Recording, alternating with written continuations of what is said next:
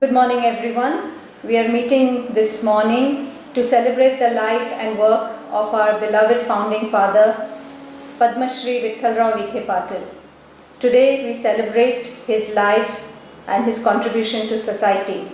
And even as we celebrate this day that our founding father was born remotely through our homes and offices, let us draw from his life and from his work in dealing with this present challenging situation that we are facing in the face of this pandemic caused by COVID-19.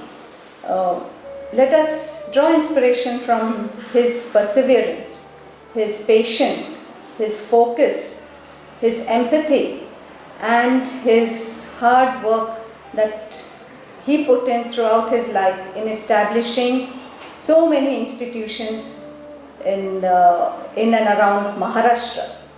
He never stopped at anything, and he always believed that one can achieve the unachievable if only one has his sights on his goals set correctly.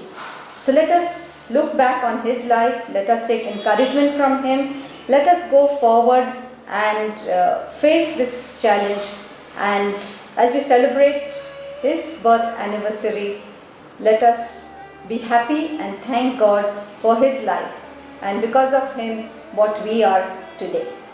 Thank you.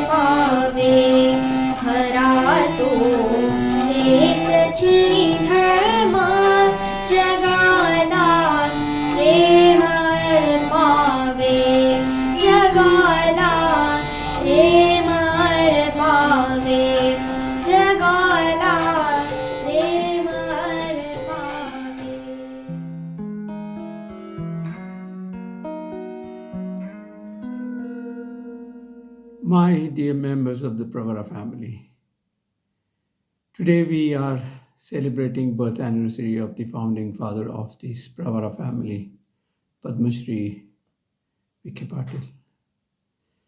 He founded the first cooperative sugar factory in Asia, and he wanted to empower the people. Today, I especially remember him because of the pandemic. He taught me a lot of things in life, and among them was health literacy. Our education is teaching us medical literacy, but we are not becoming health literate.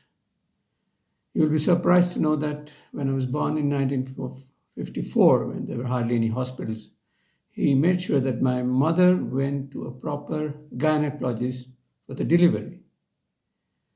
When I grew up with him, and he taught me to wash hands. He taught me about hygiene. He taught me about nutrition. He didn't tell me. I followed what he was doing, and I used to be with him 24 hours a day. In this pandemic, what we are missing is this health literacy among people. People don't realize that this health and hygiene is very, very important in anything we do in life. And you will be also surprised to know that when I was born, my grandfather had already constructed a toilet in a village in 1950s outside the house in the open area. Whenever he traveled around the country for his meetings to Bombay and Pune and sometimes Delhi, he actually took his own drinking water from the village because he realized that water was the biggest source of infection. And even today, 60% of the diseases are waterborne, water-oriented, water-related.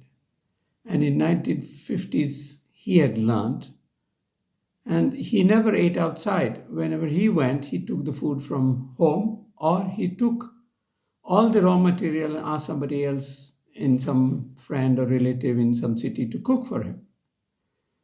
I remember the case when he was awarded the Padmashree, and Pandit Jawaharlal Nehru had invited all the Padma Award winners, as you call them, awardees, to the Trimurti Bhavan for dinner.